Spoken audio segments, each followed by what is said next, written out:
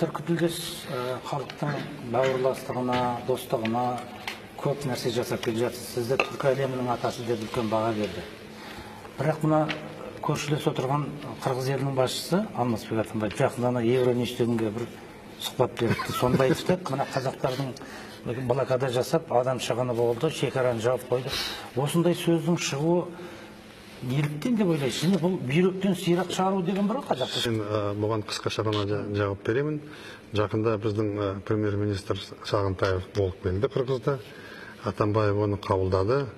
Өзінше енді сондай ағаттық кеткен екен, соған неге көңіл бөлесіңдер деп ол да айтып жатыр. Бір жағынан, екінші жағынан ұлы Абайдың сөзі бар. Қырғыз бен қазақ бір туған дегенде қолдамайтын дүниеде ешкім жоқ деп. Сондықтан біз көршілес елміз, президенттер, басшылар келеді, кетеді, екі халық қалады. Оған онша көңіл бөле бермеу керек. Мына оларда сайлау болып жатыр. Жағдайлары қазір басқаша өзгертіп жатыр. Парламент сайлауы да болады. Сайлау кезде болады ғой ондайлар. Түсіндіре кететін жағдай 10-шы жылда айтты ғой ол. 10-шы жылда ішінде быт-шыт болып, переворот болып, заңды отырған президентті орнынан құлатып, қуып шығып жатқан кезде түрмеден кісілерді шығарып жіберді. Барлығы сотқарлар бізге қарай лап еткен кезде жаптық шекараны. Болашақта солай болатын болса тағы да жабамыз. Қай мемлекет жаппайды шекарасын?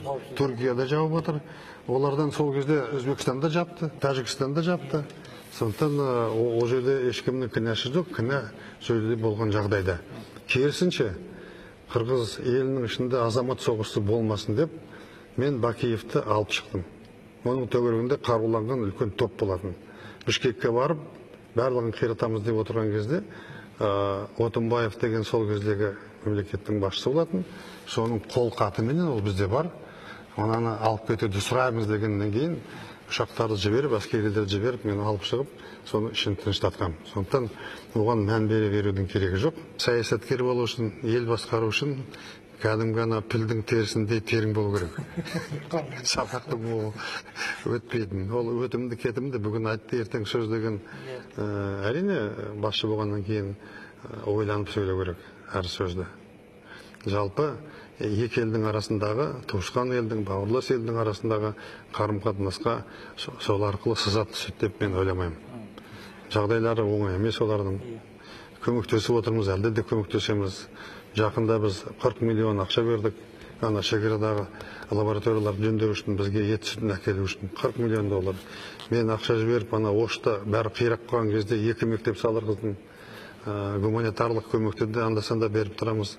Сондықтан барлығымыздың біз ағайынбыз ғой, жаңағы мен айтқандай, көршілес. Бәріміздің Қырғызстанның да, Өзбекстанның да, Тәжікстанның да, Қазақстан шығар жолы.